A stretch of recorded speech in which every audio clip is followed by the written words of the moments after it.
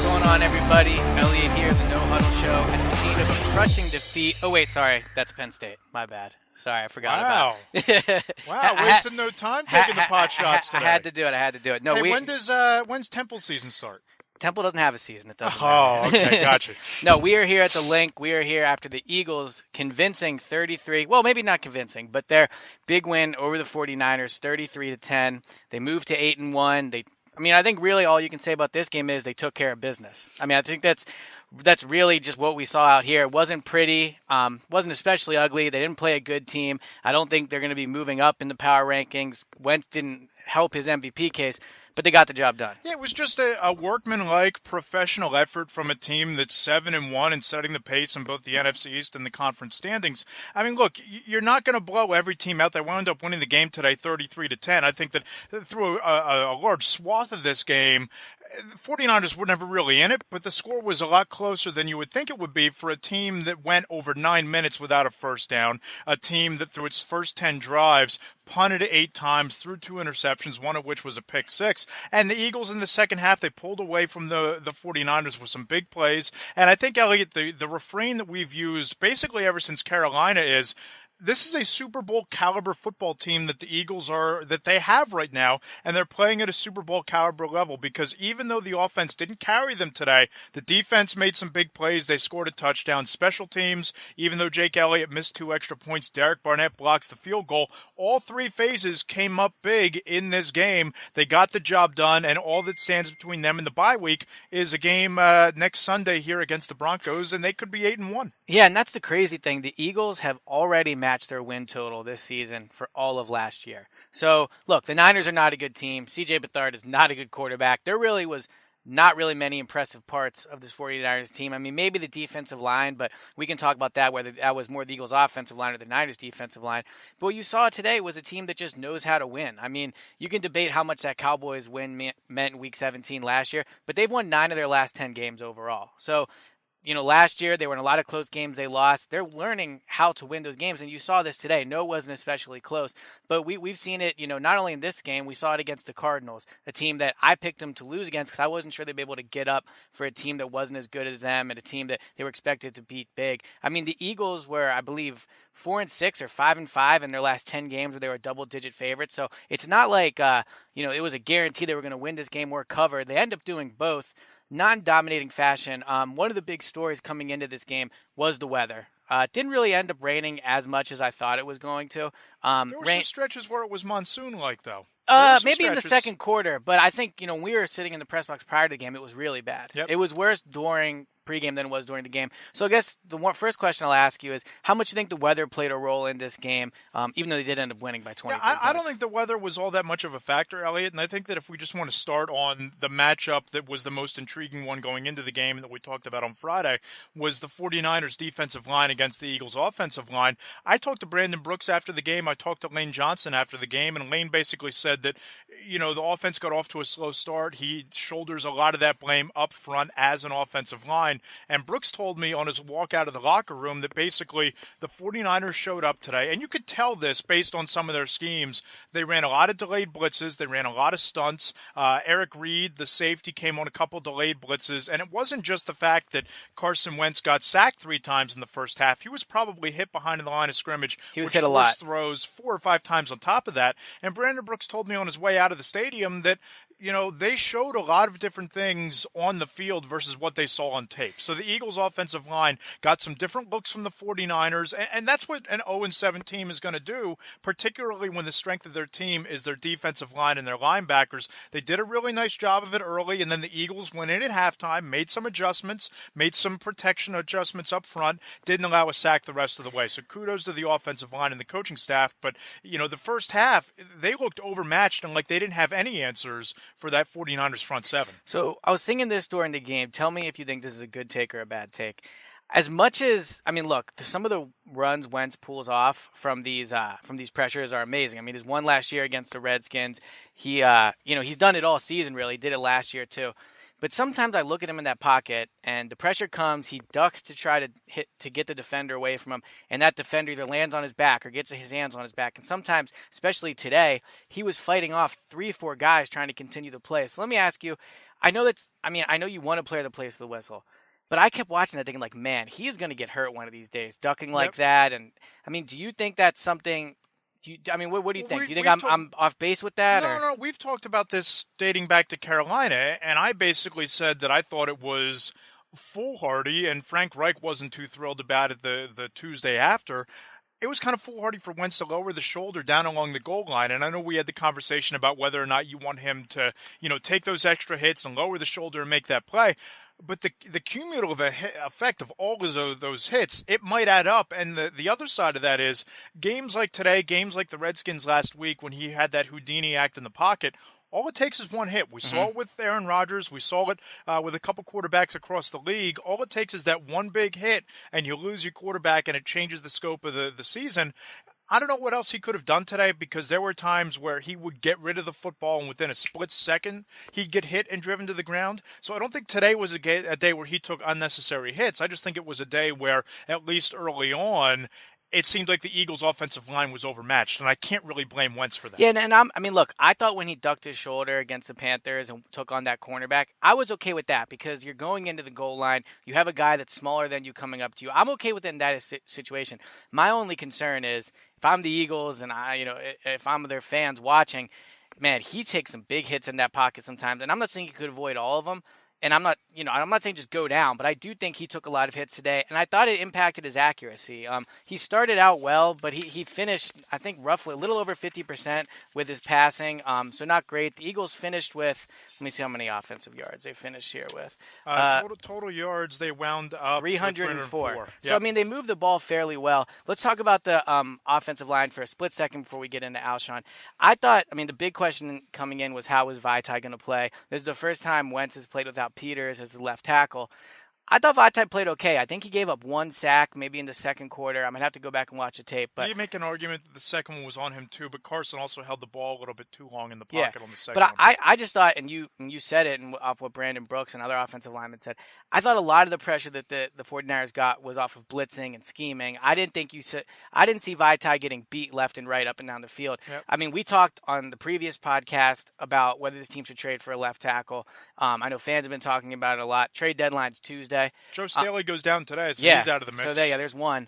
But I thought today watching, I didn't say to myself, all right, this is something that needs to be addressed. I thought Vaitai did a pretty good job overall. Honestly, the Niners are 0-8 now. A talented defensive line up there. So I was encouraged by what I saw from Vaitai today. See, here's the problem. And the problem comes in, I know that there aren't going to be that many opponents where you line up and you have 3 or 4 first-round picks on the defensive line and you have some really good linebackers.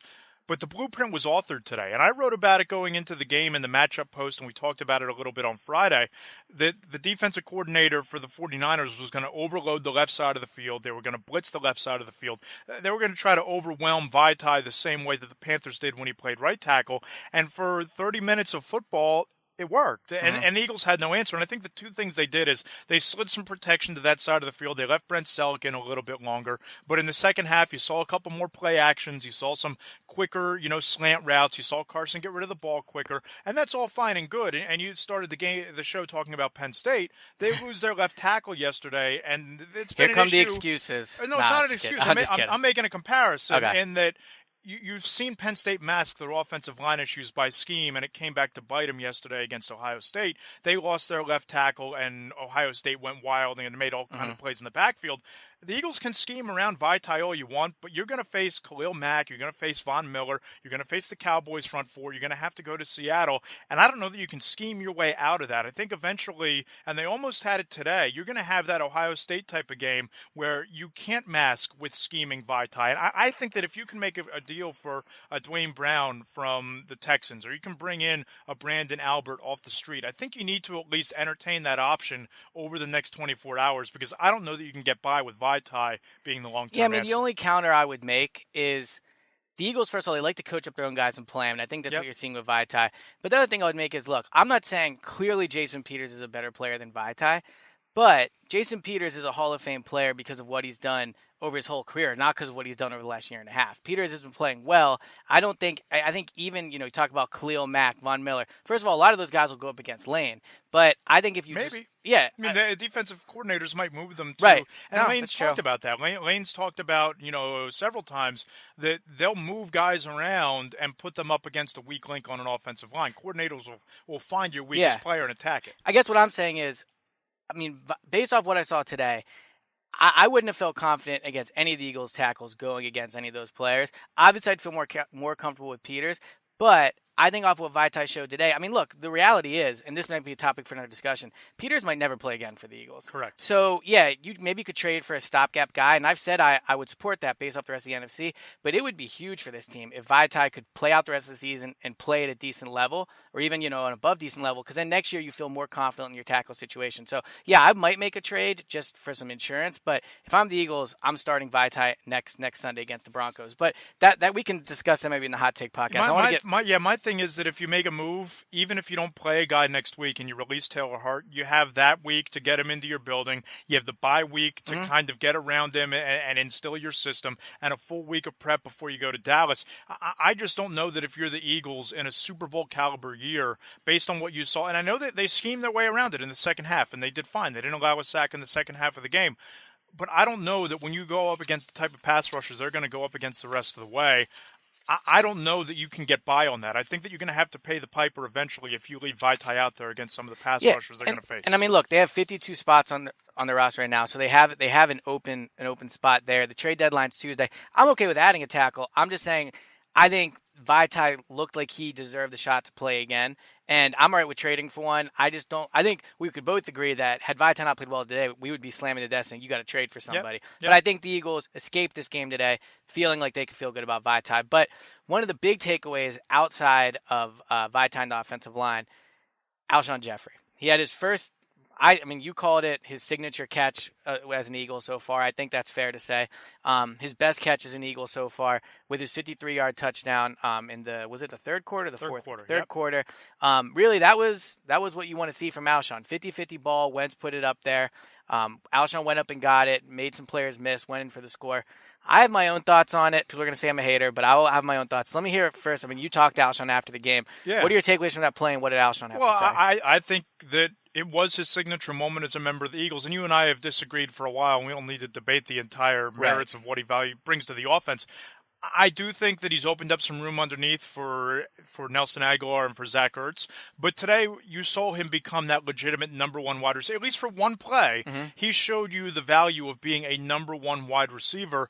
And it was one-on-one against a rookie. And Alshon said that he's going up to Carson Wentz, and he's told him, just give me a chance. Give me a shot. Even if you think I'm covered, I'm not covered. And today, Carson trusted him. He threw it out there, and it was a 50-50 ball. Alshon caught it, streaked into the end zone, dove for the pylon, and scored.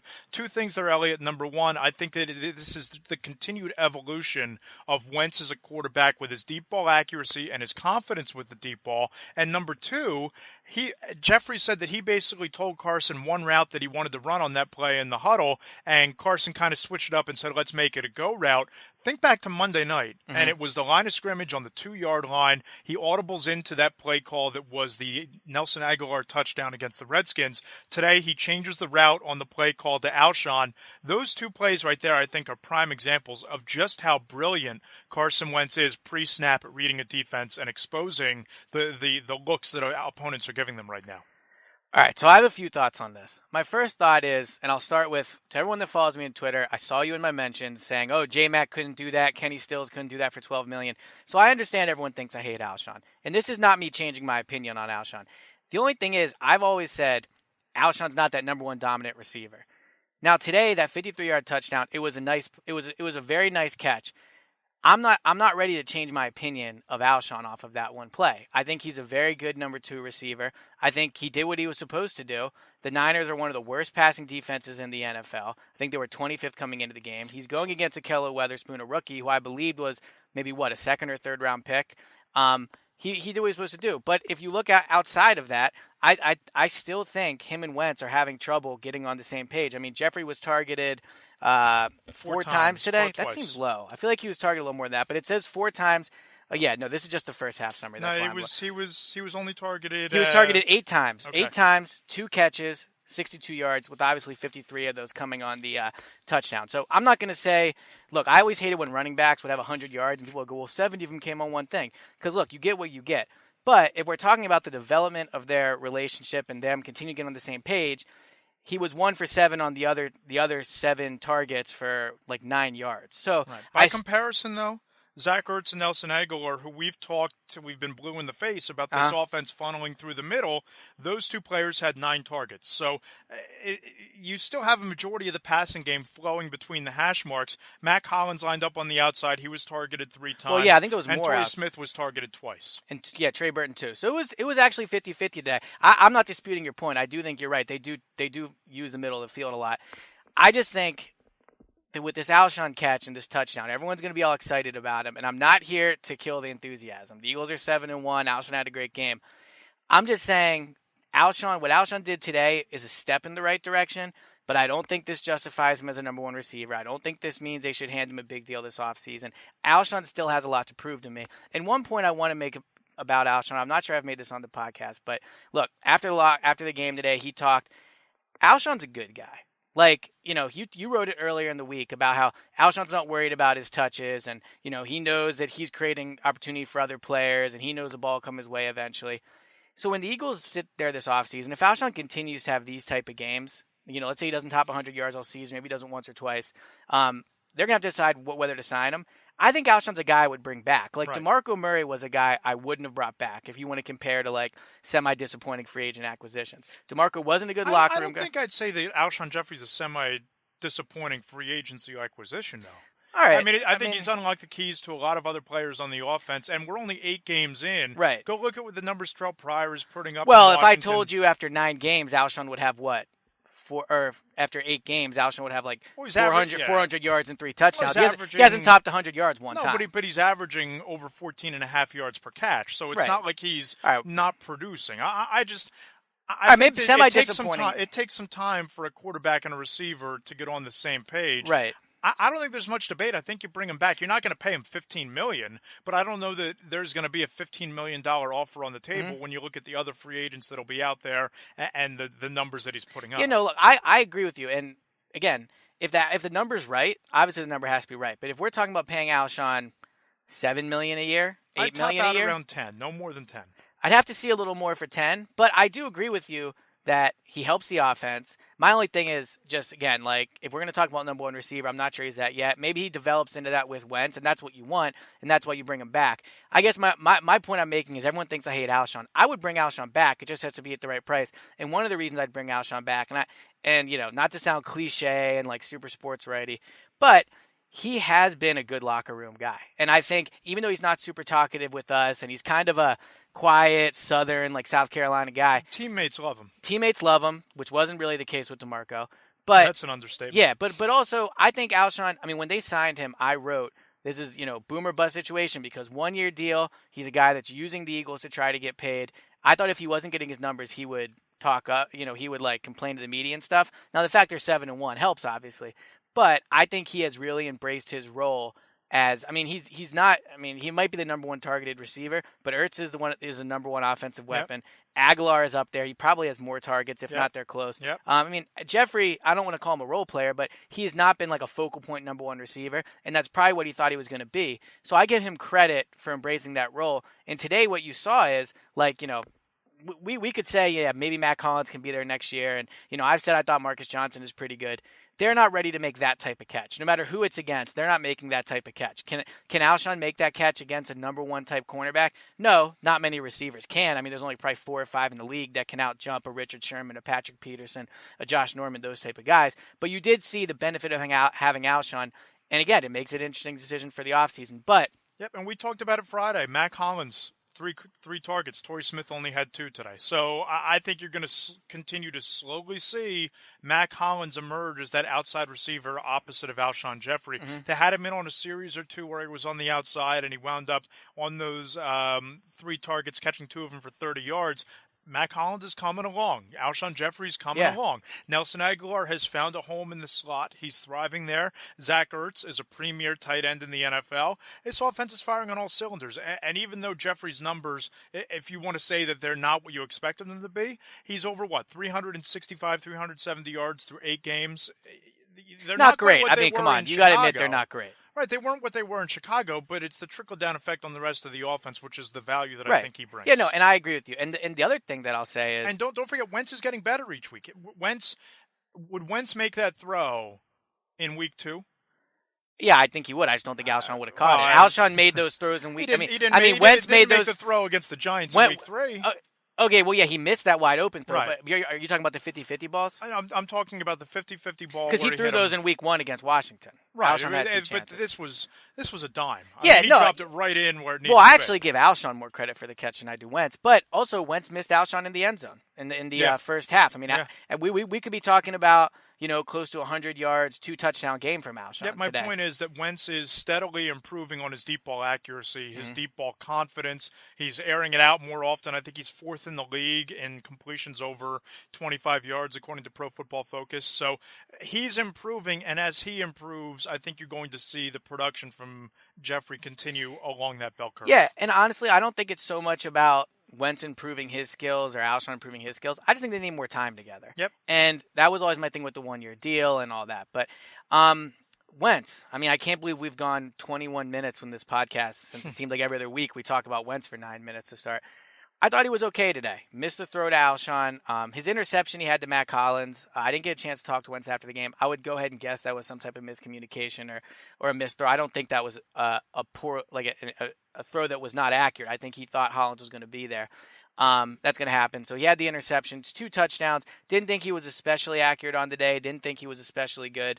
But he got the job done. I mean, look, they won by 23 points. He threw for, I think, 211 yards. He ended up with 18 of 32, 211 yards, sacked 3 times. What did he end up with rushing? Only 7 yards rushing. Didn't do much with his legs today. But I thought he played well. I gave him, on my report card, I gave him a B-. A few people in the press box were saying C+. I'd have him at about a C+. Yeah, so I think, look, they showed they can win today when Wentz isn't at his best, which is good. And I think Wentz showed outside of the interception. I mean, obviously, I think C.J. Beathard had 1 interception as well. 2 interceptions. One and was his were uglier, in my opinion. Wentz was more of a fluke. When you have a passer rating of 46.9, you didn't exactly have a great day at the office. Yeah, Wentz 84.2 today, so I mean, roughly half, double of what Beathard did. And you said it, the big takeaway is this team found a way to win a game when Carson Wentz wasn't the catalyst. I mean, we look back to the game against Washington. He willed them to victory in that game based on what he did on 3rd down and a couple key throws. You can say that it was a combination of the defense and Wentz that beat the Carolina Panthers back on Thursday Night Football 2 weeks ago. Today, Wentz wasn't as sharp. I don't think that he was as bad as we saw at times during his rookie year, but I think that a lot of the issues were due to the fact that he faced an onslaught of pressure in the first half, was under duress for a significant part of that half, and when he was able to calm down, get some time in the pocket, he played at a higher level. It was a rainy day. Again, I had Carson Wentz at number 2 in the power rankings this week among quarterbacks. Might drop him down a slot or 2 because I don't think that he was exactly brilliant today, but he made enough plays for them to win the game. He made the throw to Zach Ertz, who was wide open in the end zone. Career high 6 touchdowns for Ertz. He's now been targeted 6 times in the end zone all year, 6 for 6. And he made the throw to Alshon Jeffery, a perfectly thrown ball. So I can't kill Carson Wentz. I think he was around a C+, or maybe where you went on the optimistic side of B-, and the Eagles won the game, and that's a testament to this team. Yeah, I agree. And, I mean, look, every week we talk about, or last 2 weeks we've said, MVP candidate. The number today is going to be 7. The fact that he has his team at 7 wins, which is going to be the most in the NFL, that's where his MVP candidacy is helped today. But one player I wanted to talk about, on the defensive side, I don't think there's much to talk about on defense. I mean, Niners have a terrible offense, but Jalen Mills today gets his interception, his 3rd of the year, brings it back 37 yards, came when the team was up 9-0, so it's still a pretty close game. 2-point conversion puts him up 17-0. After the game, he talked about it, and he said, he studied film all week. He got the look he wanted from Pierre Garçon. He trusted his instincts. He jumped the route. I mean, so this wasn't like it didn't get thrown right into his hands. This was work he did to make this play. Brings it back 37 yards for the touchdown. Here's what I'm going to ask you about Mills. And we'll have this conversation briefly because I think this is something we could go about for an hour, and we will in the offseason. I've said it time and time again. I'm not ready just to hand his starting job away to Ronald Darby or Sidney Jones. I understand you have more invested in them. I understand they have higher they were considered higher prospects. I get all of that. But you can't look at what this guy does week in and week out. You can't be a head coach that preaches competition. You can't be Corey Undlin, a guy that's invested a lot in Mills, and then as soon as Ronald Darby and Sidney Jones are healthy, you just bench Mills. Who's to say that Mills gets benched? I mean, you can obviously bench Rasul Douglas and play Ronald Darby in that spot. Yeah, and then, I guess we'll see what happens with Sidney Jones. But I guess my point is this. I don't think they're going to start Sidney Jones week 1 if he plays at all this year. Right. No, that's fair. But I guess I'm talking more about in training camp next year. I mean, there's going to be the 3 guys. Maybe Patrick Robinson's back. Maybe move him to safety. I guess my overall point is this is a guy that's been ripped by fans. Pro Football Focus called him probably the worst cornerback in the NFL last year. I think he's made a huge leap forward this year. He's not a numbers guy. He's not a guy that is going to hold a guy to 1 catch for 12 yards. 3 interceptions after not having an interception his rookie year. One of them is a pick 6. That's a pretty big improvement. Yeah, no, it is. But I guess with him, it's never pretty. Today it was with that interception return. But I just think when you look at this Eagles defense, they're a tough unit. They create turnovers. The bend don't break. I think a lot of this team's personality comes from Jalen Mills. And if I'm the Eagles, I would be hesitant to move away from that. And I know they've invested in other cornerbacks, and they could be just as good as Jalen Mills. We'll see. I just think Jalen Mills deserves a shot at this job, whether it be this season or next year. He's been your number 1 cornerback. He's done everything you've asked from him. I'm not saying he's been perfect, but I think this guy deserves a shot at the job. Yeah, I mean, listen, when Ronald Darby comes back and he's fully healthy, he's going to get one of the starting cornerback jobs. And I think you sit down Rasul Douglas, who's done an admirable job, but I don't think that the coaching staff went into this year thinking that they wanted to play him significant snaps this year. I think he's exceeded expectations and he's improved every week, sure. Mm-hmm. But Ronald Darby is your most athletic. He's your number 1 cornerback. You traded a 3rd-round pick in Jordan Matthews for him. I think you got to play him when he's healthy. And as far as Sidney Jones goes, I think you have less urgency to bring him back now. If he's not 100% healthy, Jalen Mills has played his way into that job for the rest of the year. But I think going into next season, Sidney Jones is a starting corner, Ronald Darby is a starting corner, and you figure out where Jalen Mills fits. You might even slide him to safety. I don't know how long-term Rodney McLeod and Malcolm Jenkins are both here, but I think that, you invested a lot in Sidney Jones, the number 2 pick. You invested a lot in Ronald Darby, who is a pretty damn good player. I'm not saying that you just hand them the job without any sort of competition, but your first defensive snap, somebody has to be on the field. And I think my first defensive snap, not that this would be the depth chart come week 1, but I would have Ronald Darby and Sidney Jones out there. And if Jalen Mills is out there with Darby in the slot, or if Jalen Mills is at safety, or he's in some sort of nickel look, that's different. But I don't think that Jalen Mills, and we're getting way ahead of ourselves. Yeah, no, I know. Yeah. But I don't think that Jalen Mills is essentially one of your first plays of camp cornerbacks. Yeah, we'll see. But look, I think the fact we've been talking about this, think of what we're talking about right now. We're talking about the Eagles are 7-1, and we're talking about what are they going to do with their cornerbacks they have. So I don't think we would have ever guessed after the game against the Niners back in training camp, we would be talking about this after a win. So a big win for the Eagles today. They moved to 7-1. Game against the Broncos next week. I think they're going to win that game. That's my initial pick. We'll go with it throughout the week. But I think that's about all to take away. On Tuesday, we're going to do our Hot Take podcast with Joe Giglio. So as usual, if you're listening, please tweet us. Tweet us your take on this game. What did you see from Alshon? What did you see from Jalen Mills? What was your takeaway from this game? Use hashtag the No Huddle Show or email us at the No Huddle Show at njadvancedmedia.com, and we'll read them on the podcast. And I always enjoy doing that show of Joe in here, and I'm sure we'll look much more ahead to the Broncos in that game. Yep. Make sure to follow Eliot at Eliot Shorr-Parks. I'm at Matt Lombardo PHL. You can join the debate there. You can suggest topics for the show and just have some fun. It's always a great time. And as always, I think we're up to, I should have checked this before we started. I said I wanted to get up to 200 by Dallas. 177. We're at 177, man.